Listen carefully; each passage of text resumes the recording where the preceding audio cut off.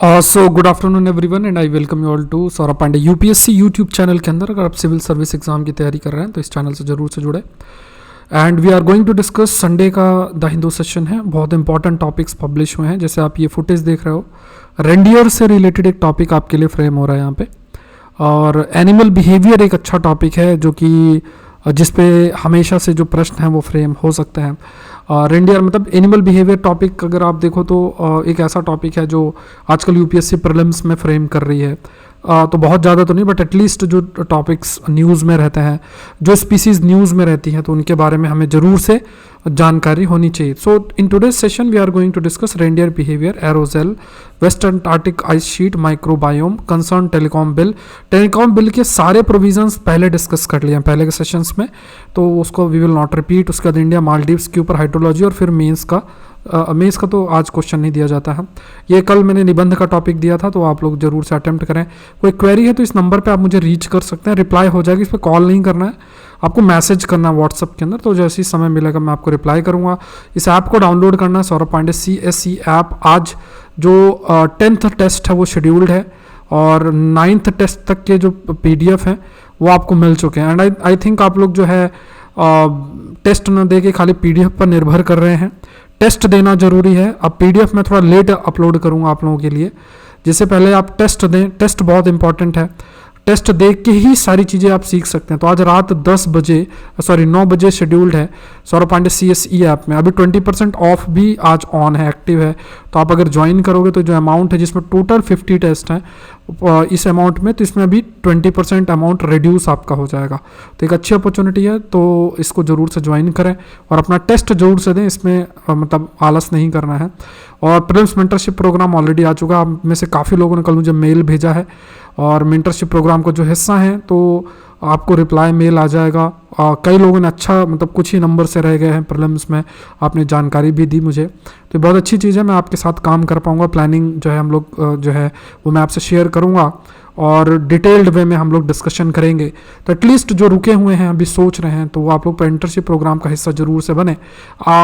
ये जो लोग भी मेंटरशिप प्रोग्राम जो ज्वाइन कर चुके हैं, तो विथ द ज्वाइनिंग रिसिप्ट आप लोग इस सारी मुझे जानकारी दें, मुझे मेल करें इस मेल ID में, जिसमें सारे सब्जेक्ट्स आपने कैसे पढ़े हैं। उसके बाद अपना स्कोर बताएं, अटेम्प्ट कौन सा है, CSAT में आपका क्या है, वीक है, स्ट्रांग है, और अपना बैकग्राउंड। ये मुझे जानकारी दें, जिससे मैं इंडिविजुअल प्लान बना के और आपके लिए काम कर सकूं। तो मेंटरशिप एक जो प्रोवाइड करना, वो ऐसा नहीं कि सबके लिए सेम रहेगा। जो भी मेंटरशिप प्रोग्राम ज्वाइन करेगा, सबके लिए अपना स्पेसिफिक एक एरिया है जहाँ पर हमें वर्क करना है। तो ये सारी चीज़ें हैं। एक इंडिविजुअल इंटरेक्शन भी रहेगा। ये भी सौरभ पांडे CSE ऐप के अंदर मेंटरशिप प्रोग्राम आपका एक्टिव है, तो अभी आप ज्वाइन कर सकते हैं।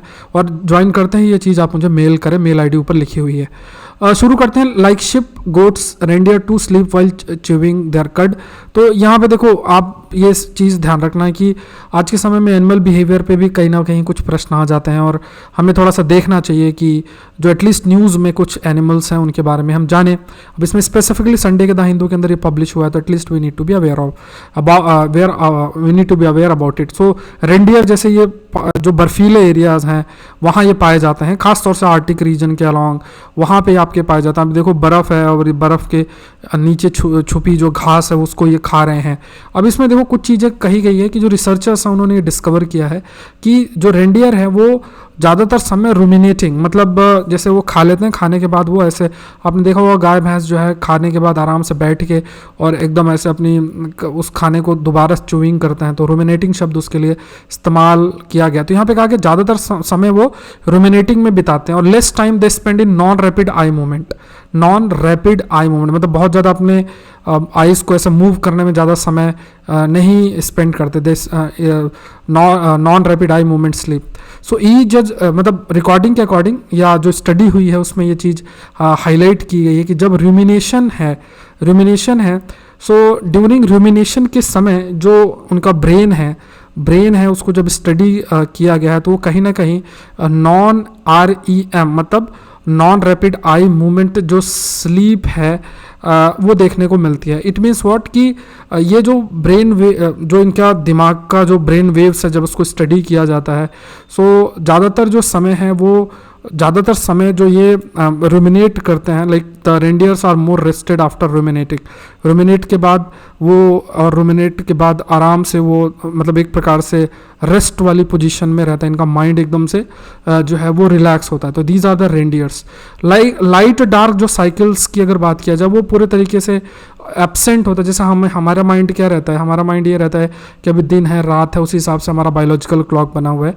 लेकिन आर्टिक रीजन में ऐसा ज़्यादा देखने को नहीं मिलता। वाई? बिकॉज उसमें ऐसा कोई ज़्यादातर समय आप देखोगे रात का समय रहता है और दिन नहीं होता है, और उस टाइप का जैसे जनरली हम लोग जैसा एक्सपीरियंस करते हैं कि ज़्यादातर समय दिन है या रात है, उस टाइप का यहाँ पे ऐसा लाइट डार्क साइकिल नहीं होता। तो एनिमल्स भी जो अपना बिहेवियर ऑप्ट करते हैं वो independent of light and dark cycle जो है वो ऑप्ट करते हैं। तो पहले कई बार जो स्टडी हुई है तो उसमें जो बिहेवियर रिदम है अलग अलग सीजन्स की अगर बात किया जाए तो कहा गया कि ज़्यादातर जब थोड़ा सा भी सूरज की रोशनी रहती है तो they tend to be more active during day time, during spring autumn equinox, when light dark cycles are present.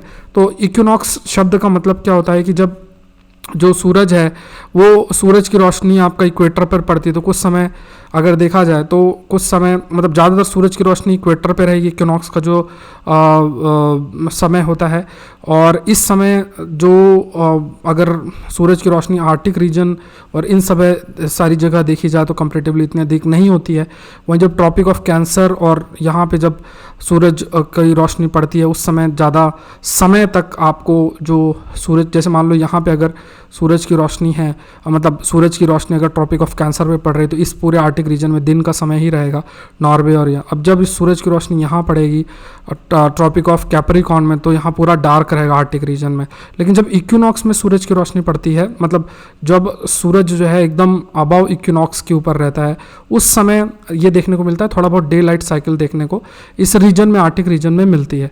तो सूरज की जो मूवमेंट है ना, ये मतलब सूरज तो एक ही जगह, मतलब अर्थ की मूवमेंट की वजह से जो सूरज की रोशनी का इम्पैक्ट देखने को मिलता है। थोड़ा सा कंफ्यूज नहीं होना, जैसे मान लो अगर आपने थोड़ी बहुत ज्योग्राफी पढ़ी हो तो आपने ये स्टडी किया होगा कि सूरज जो है उनकी रोशनी बेसिकली मतलब इक्वेटर से ट्रॉपिक ऑफ कैंसर, फिर इक्वेटर, फिर ट्रॉपिक ऑफ कैप्रिकॉर्न। तो जब ट्रॉपिक ऑफ कैंसर है कैप्रिकॉर्न में आता है सूरज आती है तो वो सोलिस्टिस शब्द हम इस्तेमाल करते हैं, और जब इक्वेटर पे सूरज की रोशनी डायरेक्ट पड़ती है तो वहाँ पे इक्विनॉक्स शब्द का हम इस्तेमाल करते हैं।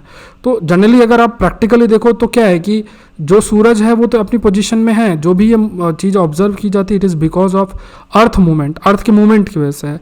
लेकिन फिर भी जो एक रिलेटिव मूवमेंट है अर्थ का इन कंपैरिजन टू द सन, उस वजह से सूरज की रोशनी इस प्रकार से डिस्ट्रीब्यूट होती है। और जब इक्वेटर के ऊपर सूरज की रोशनी पड़ती है इक्विनॉक्स के टाइम पे, उस समय डे और लाइट का जो डिस्ट्रीब्यूशन है वो देखने को मिलता है। और उस समय जब डे टाइम ज़्यादा रहता है इवन आर्टिक रीजन के अंदर, तो जितने भी ये जीव हैं वो थोड़ा सा एक्टिव रहते हैं ड्यूरिंग द डे टाइम। जो रेंडियर है they slept approximately the same amount during winter, summer, autumn, despite the fact कि वो ज़्यादा एक्टिव रहता है, मतलब उन पर इतना अधिक फ़र्क नहीं पड़ता है। ये एक बड़ा इम्पॉर्टेंट और यूनिक बिहेवियर है रेंडियर्स का कि चाहे कोई भी सीज़न हो, जो उनका सोने का समय है या जो रेस्ट टाइम उनका रहता है उसमें ज़्यादा बदलाव आपका नहीं रहता है। सो ज़्यादातर दूसरी जो स्पीसीज़ हैं वो एनवायरमेंट कंडीशंस के अकॉर्डिंग उनका बदलाव होता है, लेकिन यहाँ पे रेंडियर्स चाहे कोई भी मौसम हो उसमें कुली उसी प्रकार से जो है वो उसी प्रकार से सोते हैं। और इसमें ये कहा गया कि ख़ास तौर से जब वो ज़्यादातर समय रूमिनेशन जब करते हैं तो उस समय काफ़ी ज़्यादा वो रेस्ट करते रहते हैं, मतलब जैसे वो जो भी फूड है उसको बाहर निकालेंगे फिर उसको चूइंग करेंगे, उस समय वो आराम से रेस्ट करते रहते हैं। और ये उनके बिहेवियर का बहुत इंपॉर्टेंट पार्ट है रूमिनेशन। तो क्योंकि रूमिनेशन करते रहते हैं चाहे कोई भी सीज़न हो तो वो उनका टाइम फिक्स है, तो ऐसा नहीं है कि उनको एक्स्ट्रा समय निकालना पड़े या ना निकालना पड़े सोने के लिए। तो ये रूमिनेशन के टाइम पे काफ़ी ज़्यादा उनका रेस्ट हो जाता है, इररिस्पेक्टिव ऑफ कौन सा सीजन है। हर सीजन में रूमिनेशन जैसी एक्टिविटी उनके द्वारा परफॉर्म की जाती है। तो ये थोड़ा सा फैक्ट आपको ध्यान में रखना है कि रूमिनेशन का मतलब क्या है, प्लस ये रेंडियर्स का बिहेवियर थोड़ा सा ध्यान रखिए। इसमें कोई मेंस का प्रश्न नहीं बनेगा, प्रीलिम्स से रिलेटेड जरूर से प्रश्न आपके लिए फ्रेम हो सकता है, जो हमने डिस्कस कर लिया। नेक्स्ट देखते हैं polar bear fur inspired fibres from offer thermal insulation. इसमें एक टॉपिक हमारे लिए आता है कि what basically is aerogels. Basically aerogels का स्पेस इंडस्ट्रीज में भी काफ़ी यूजफुल है, तो इसलिए हमें थोड़ा इसके बारे में जानना चाहिए। तो अगर आप पोलर बियर को देखोगे ना, तो ये पोलर बियर है और इसके ऊपर ये जो फर है ये मतलब बहुत यूनिक भी रहता है, क्योंकि ये जो फर है ना, इन्हीं से ये पोलर बियर अपने आप को बहुत समय मतलब बहुत ज़्यादा एक्सट्रीम जो लो टेम्परेचर उस पर भी ये लोग सर्वाइव कर सकते हैं। मतलब अगर हम लोग ये इसका कुछ पहन लें तो हो सकता है कि बहुत ज़्यादा गर्मी हमें लगे। तो यहाँ पे अगर देखा जाए ये पोलर बियर है और इसका भी अब देखो कितना ब्यूटीफुल है, और इसके जो ये एक प्रकार से जो ऊपरी बाल हैं ये इसको काफ़ी प्रोटेक्ट भी करता है। सो जो स्ट्रक्चर है पोलर बियर फर का, इसके माध्यम से जो एरोजेल फाइबर है उस पर जो है स्टडी भी आपकी की जाती है, बिकॉज ये जो एरोजेल फाइबर है like researchers present a kneadable aerosol fiber with exceptional thermal and mechanical properties। अब जो ये फाइबर्स है ना, जैसे ये जो एरोजेल फाइबर जिसे हम कह रहे हैं, आगे डिस्कस करेंगे इसके बारे में, और तो इनकी बहुत ज़्यादा थर्मल मतलब ज़्यादा हीट का इम्पैक्ट प्लस बहुत मजबूत होना, मैकेनिकल प्रॉपर्टी भी इसका है, और इनको वॉश भी कर सकते हैं, डाई भी कर सकते हैं, काफ़ी ड्यूरेबल भी होता है, और इवन जो एडवांस टेक्सटाइल्स होती हैं उसमें इसका इस्तेमाल किया जा सकता है। तो इसको काफ़ी ज़्यादा स्टडी भी की जाती है, लाइक जैसे थर्मल इंसुलेशन का मतलब हुआ कि इसको पहन लिया तो बहुत ज़्यादा ठंड नहीं लगेगी। तो एरोजोल्स जो है आइडियल मटेरियल है थर्मल इंसुलेशंस के लिए। इसको अगर देखा जाए, they are the ideal material, they are considered to be an ideal material के रूप में इन्हें कंसीडर किया जाता है। एंड ये जो एरोजल फाइबर्स हैं इनमें बहुत आप कह सकते हैं कि एक्सीलेंट थर्मल इंसुलेशंस हैं। थर्मल इंसुलेशन जैसे मैंने आपको बताया कि गर्मी से बचाना ये एक बड़ा इनका रहता है। और एरोजोल्स जो हैं लाइटेस्ट सॉलिड मटेरियल हैं जो कि नोन टू मैन है ये कहा जाता है, और इसमें टू फॉर्म अ जेल, उसके बाद लाइक इसमें इसको जो क्रिएट किया जाता है डिफरेंट पॉलीमर्स को कंबाइन करके और एक किसी लिक्विड के साथ मिला के और एक जेल फॉर्म में ये बन जाता है। एंड देन जो लिक्विड है उसको रिमूव करना फ्रॉम जेल और उसको फिर एयर से रिप्लेस करना। मतलब क्या हुआ, कई पॉलीमर्स को मिलाया जाएगा, पॉलीमर्स के बाद इसको मिला करके इसे जेल फॉर्म किया जाएगा, फिर लिक्विड को रिमूव किया जाएगा और उस लिक्विड को रिमूव करके हवा से लिक्विड की जगह एयर आपका आ जाएगा।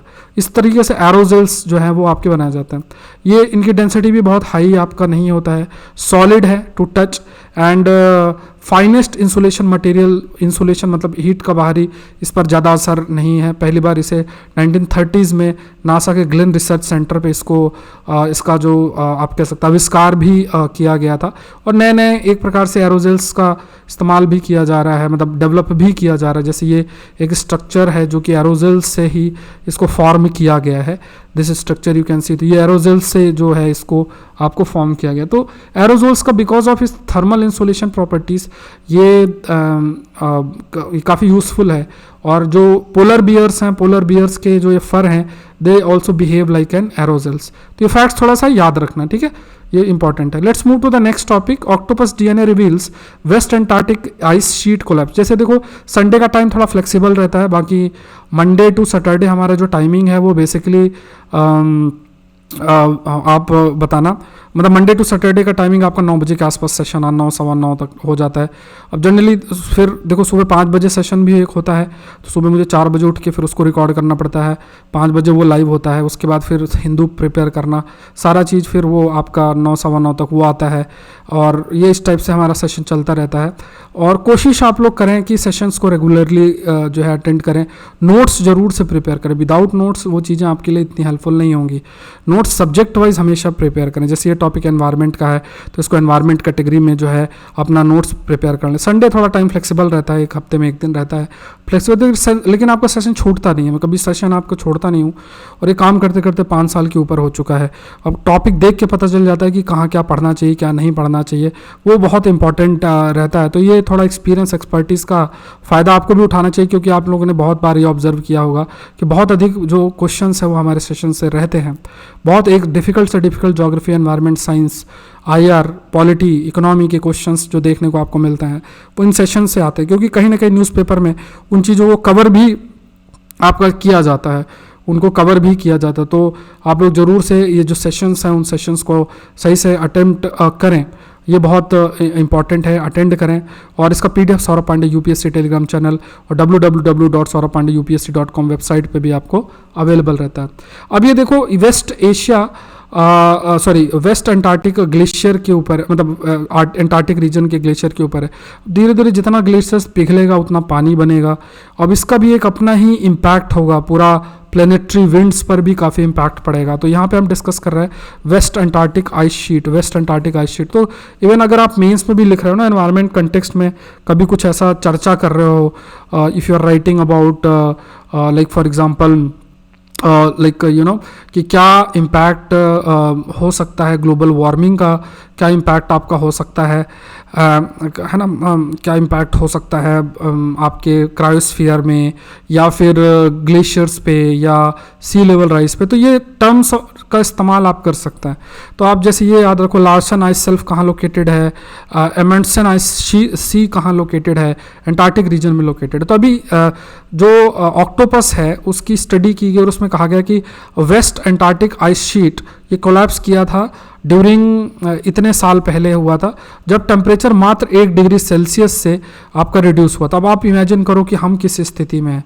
अगर सपोज करो कि ये टेम्परेचर आज जो 1.5 डिग्री सेल्सियस तक हम कंट्रोल करना चाहते हैं और इवन टेम्परेचर और अधिक बढ़ जाए तो ये सारी की सारी ग्लेशियर्स पिघल जाएंगे, आइस शेल्फ्स टूट जाएंगे और ये बड़ा समुद्र, मतलब आप कह सकते हैं पानी ऐड ऑन होगा, सी लेवल राइज होगा, वहाँ जो जीव रहते हैं they will not be able to survive, पूरा क्लाइमेटिक ट्रांसफॉर्मेशन होगा और इसके बहुत बहुत चैलेंजेस होंगे। 3 से 5 मीटर अगर आप इमेजिन करो कि अगर ग्लोबल सी लेवल राइज होगा तो कितना अधिक इम्पैक्ट डाल सकता है, ह्यूज इम्पैक्ट जो है वो डाल सकता है। 3 से 5 डिग्री, अच्छा कमेंट सेक्शन बताओ कि अगर 3 से 5 मीटर का अगर सी लेवल राइज होता है तो क्या इम्पैक्ट पड़ेगा। बताओ एक बार कि इंडिया के कोस्टल इलाकों में क्या इम्पैक्ट पड़ेगा कि अगर 3 से 5 मीटर का सी लेवल राइज होता है। कमेंट सेक्शन में बताना, कई बार डिस्कस किया। नेक्स्ट देखते हैं infection of eyes and how to protect vision. अब इसमें सिर्फ हमारे लिए काम का जो है वो ये है कंसेप्ट ऑफ माइक्रोबायोम, ये डिस्कस कर लेते हैं। ये भी साइंस का टॉपिक है तो साइंस वाले उसमें नोट करना। अच्छा, आज संडे को आपका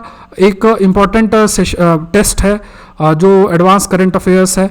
उस एडवांस करंट अफेयर्स का एक इम्पॉर्टेंट आप कह सकते हो कि 10वां टेस्ट शेड्यूल्ड है, 9 हो चुके हैं। और ये भी आप याद रखना कि आप बाकी के 9 टेस्ट भी अटेम्प्ट कर सकते हो, वो भी अटेम्प्ट कर सकते हो। अगर आप टेस्ट ज्वाइन करते हो टेस्ट सीरीज तो टोटल 50 टेस्ट है, तो 9 टेस्ट तो आप कर ही सकते हो, 10वां टेस्ट आज कर लो। तो 10वां टेस्ट का मतलब 500 टॉपिक्स आपके कंप्लीट हो गए। अब जो लोग नहीं कर रहे हैं, डिले कर रहे हैं, तो आप 500 टॉपिक्स पीछे हो, ये याद रखना। तो पहले के 9 टेस्ट भी आपके उसमें आ जाएंगे।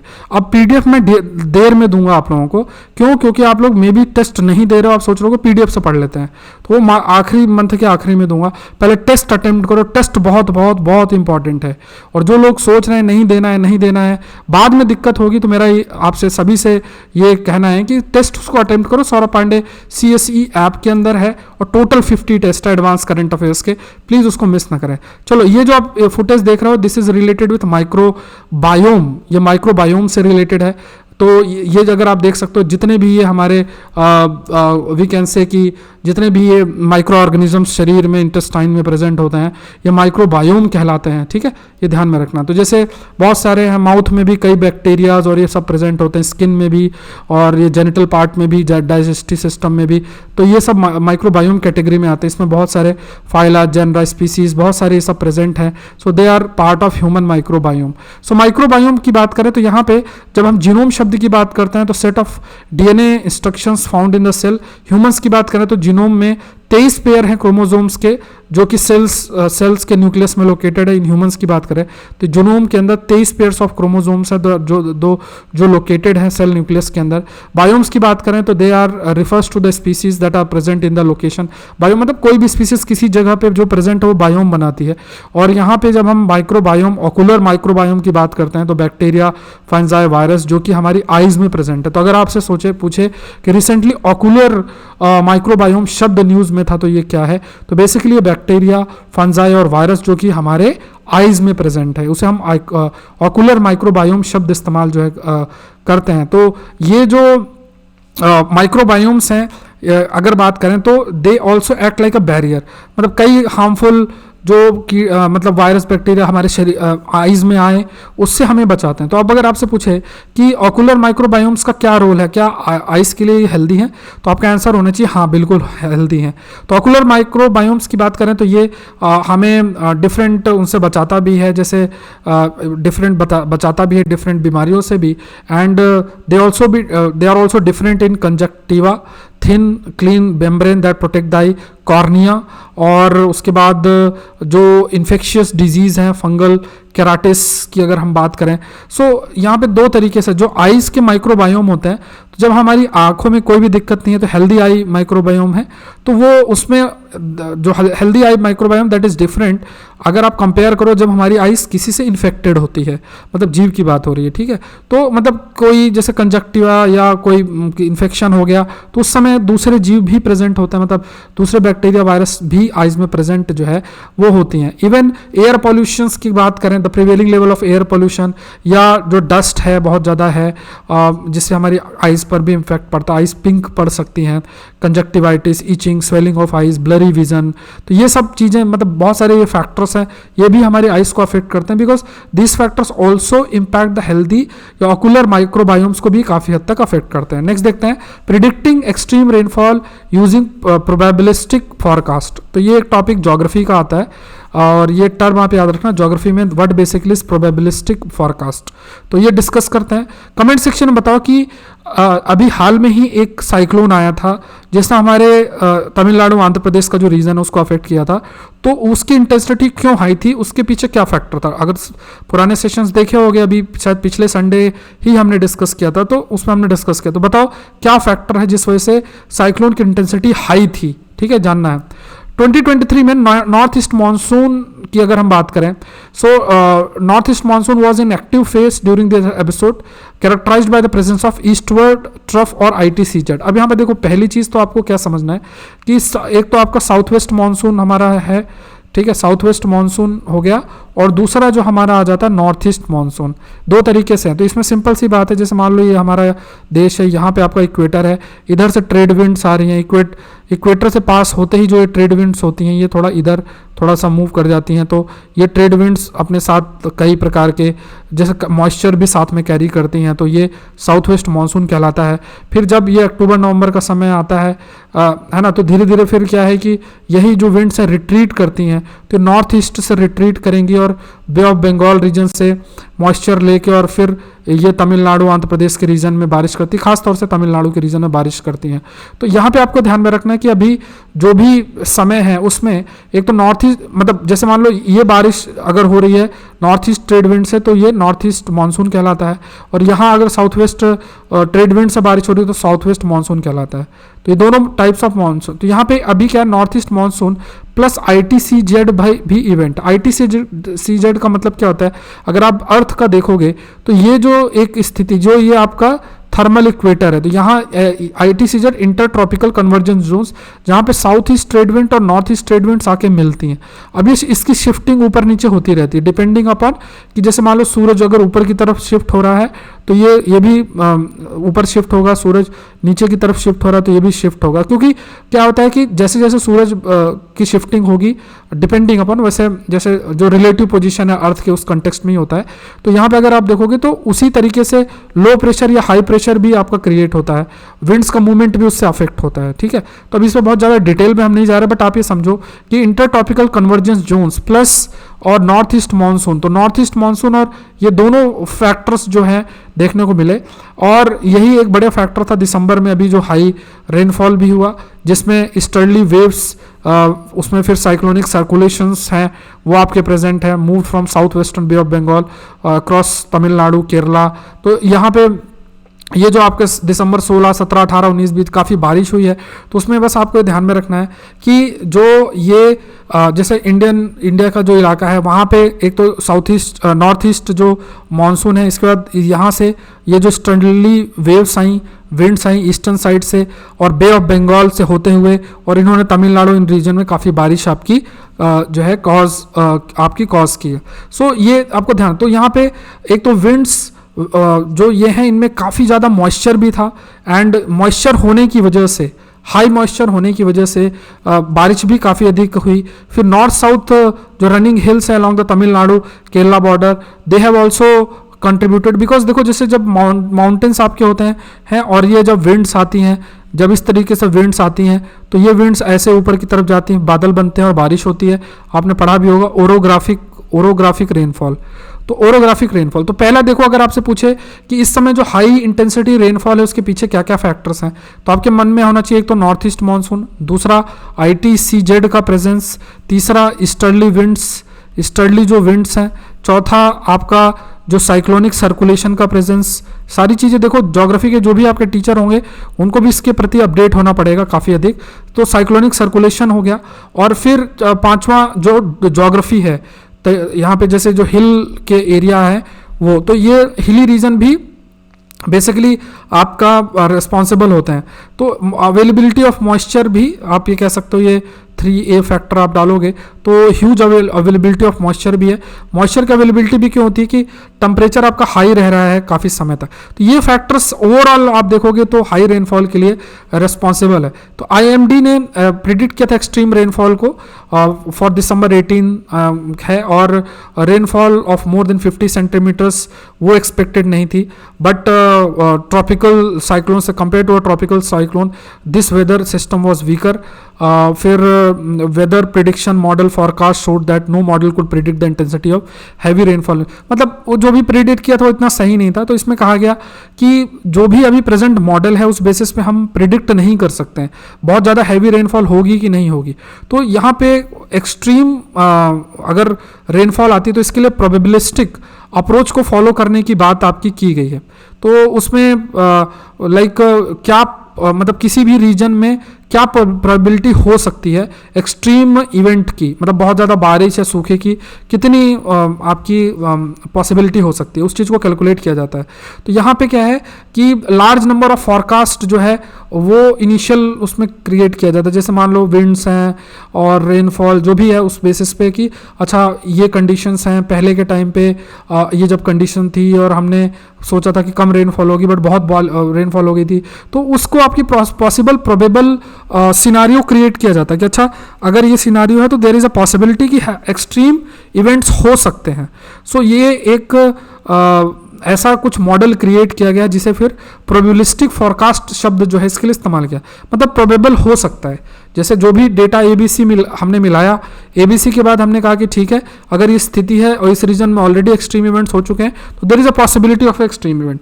बिकॉज क्लाइमेट चेंज में एक सबसे बड़ा चैलेंज यही है कि किस प्रकार से वेदर पैटर्न बिहेव करेगा, उस पर थोड़ा हमारी जानकारी कम है, और उस फॉरकास्टिंग में भी जो एक्यूरेसी है वो इतनी अधिक आपकी नहीं हो जाती है। सो यहाँ पे कहा गया कि this ensemble forecasting system was able to suggest high probability of occurrence of extreme rainfall event and probabilistic forecast provide more lead time which can be used for better preparation and जो लोग हैं should be trained to use probabilistic method for proper mitigation of such extreme events। मतलब ये जो probability का इस्तेमाल करके, high probability या प्रोबेबिलिस्टिक मॉडल का इस्तेमाल करके ये कैलकुलेट किया जा सकता है या बताया जा सकता है कि हाँ बारिश बहुत अधिक हो सकती है, और उसमें फिर हमें भी समय मिल जाएगा कि एक्सट्रीम इवेंट आता है तो उससे जो है बहुत अधिक नुकसान ना हो।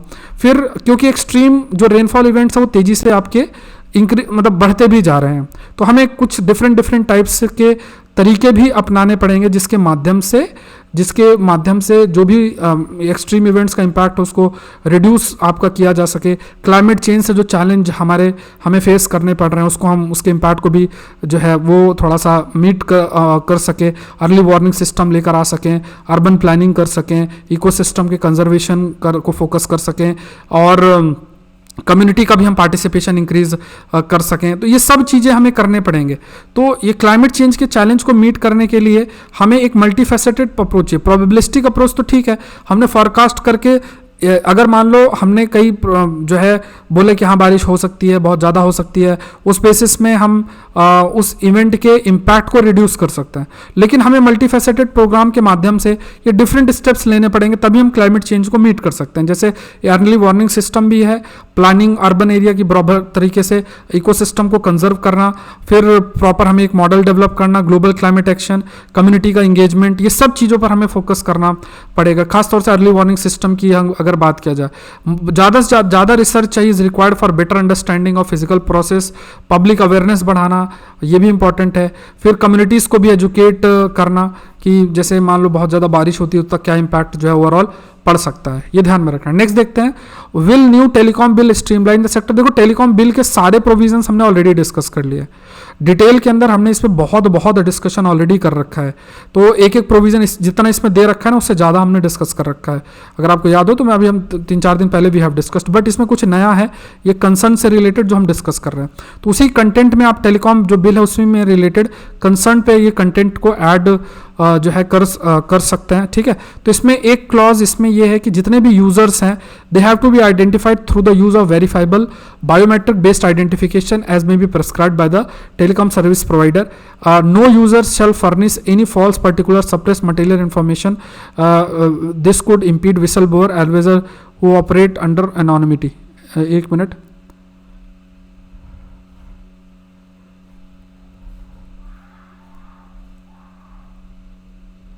ठीक है। तो यहाँ पे एक ये है कि जैसे मान लो जो भी यूजर्स है ना, इवन जैसे कोई सिम भी लेता है या कुछ इस टाइप से, तो सारी जो भी बायोमेट्रिक बेस्ड इंफॉर्मेशन है वो प्रोवाइड करना। एंड इट ऑल्सो रिक्वायर कि कोई भी यूज़र फॉल्स इंफॉर्मेशन नहीं दे सकता है। ऑल दो ये कहा गया कि अगर ऐसा किया जाएगा तो कई बार क्या है कि कोई जो विसल ब्लोअर है, जर्नलिस्ट है, जो मतलब छुप के कार्य करता है, तो उसकी भी इंफॉर्मेशन सबके पास पहुंच जाएगी। अभी लॉजिक तो ज़्यादा समझ में नहीं आ रहा, लेकिन उनकी ये थिंकिंग है। उसके बाद if user fail to comply, अगर मान लो कंप्लाई करने से फेल करता है तो उसे लगभग इतना पेनल्टी जो है वो देना पड़ेगा। एंड यहाँ पे ये भी कहा गया कि जो इमरजेंसी पावर सेंट्रल गवर्नमेंट को प्रोवाइड करता है, जिसमें कई प्रकार के जो चीज़ें हैं उसको एक्सेस किया जा सकता है, मतलब जो डेटा है उसको एक्सेस किया जा सकता है central government in the interest of public safety and national security. फिर सेक्शन 19F जो है ये भी एम्पावर करता है सेंट्रल गवर्नमेंट को, जिसके माध्यम से नोटिफाई किया जा सकता है स्टैंडर्ड्स और conformity assessment measures in respect to encryption and data processing in telecommunication. अब इसमें जैसे मान लो कई बार क्या होता है कि जो भी डेटा का ट्रांसमिशन है उसको प्रॉपर तरीके से असेस, उसको एनक्रिप्ट कर दिया जाता है। एनक्रिप्ट का मतलब जैसे मान लो कुछ लिखा है उसको किसी और फॉर्म में कन्वर्ट करना जिसे दूसरा रीड ना कर सके। तो अब इसमें यह भी है कि अगर कोई ऐसी स्थिति आती है पब्लिक सेफ्टी या नेशनल सिक्योरिटी ऐसा कुछ, तो वो उस डेटा को डिक्रिप्ट भी किया जा सकता है। एंड ये एक पॉसिबिलिटी है, like because there is high possibility कि फिर मतलब उससे फिर प्राइवेसी एंड ऑल अफेक्ट हो सकता है। सो ये सेक्शन 19F जो है एम्पावर करता है सेंट्रल गवर्नमेंट को कि उसके माध्यम से स्टैंडर्ड्स और कन्फर्मिटी असेसमेंट मेजर्स, एनक्रिप्शन को लेके, डेटा प्रोसेसिंग को लेके, टेली कम्युनिकेशन को, उसके स्टैंडर्ड्स और ये सब सेंट्रल गवर्नमेंट हाईलाइट कर सकती है कि क्या स्टैंडर्ड्स होने चाहिए। अब that most internet communication is increasingly being pushed towards encryption to evade national state and surveillance program. अब यही है, देखो ज़्यादातर जो सर्विसेज है उसमें यही है कि कोई भी नेशनल स्टेट या सरकारें किसी के डेटा को एक्सेस ना कर पाएँ या सर्विलेंस से बचाया जा सकता है। बट इसमें कहा गया कि किस लेवल का सर्विलेंस होना चाहिए या एनक्रिप्शन होना चाहिए, उसका जो स्टैंडर्ड है वो केंद्र सरकार सेट कर सकती है using section 19F। The government interest is breaking up encryption of WhatsApp signals.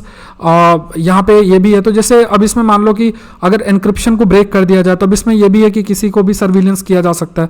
जैसे पेगासस वाला केस था जिसमें कहा गया कई मंत्री और लीडर्स हैं उनका फ़ोन हैक किया गया, डेटा जो है वो एक्सेस किया गया, ये पॉसिबिलिटी है। इट ऑल्सो अलाउ सेंट्रल और स्टेट गवर्नमेंट पब्लिक इमरजेंसी के दौरान कि जो disaster management including disaster management in the interest of public safety to take temporary position of any communication service on network. Network. Central state government अगर मान लो कोई ऐसी स्थिति है, आपदा की स्थिति है या पब्लिक सेफ्टी के कंसर्न, तो पूरा का पूरा जो टेलीकम्युनिकेशन सर्विस या नेटवर्क है उसको सरकार अपने कंट्रोल में ले सकती है, ये पॉसिबिलिटी ये भी है। तो अब इसमें मतलब यहाँ पे फिर ऐसी कभी भी स्थिति बन सकती है या फिर इस क्लॉज का इस्तेमाल भी कई बार किया जा सकता है।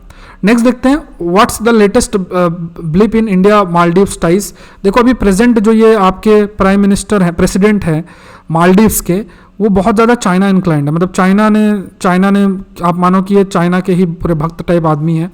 और अभी इन्होंने दोबारा से इंडिया से भी थोड़ा एक रिलेशन बनाने की कोशिश की है, बट वो तो आप कह सकते हो कि इतना इफेक्टिव नहीं है। लेकिन फिर भी अभी देखो मालदीव्स कैबिनेट ने कहा है कि एमओयू को रिवाइव करना हाइड्रोग्राफी के कंटेक्स्ट में।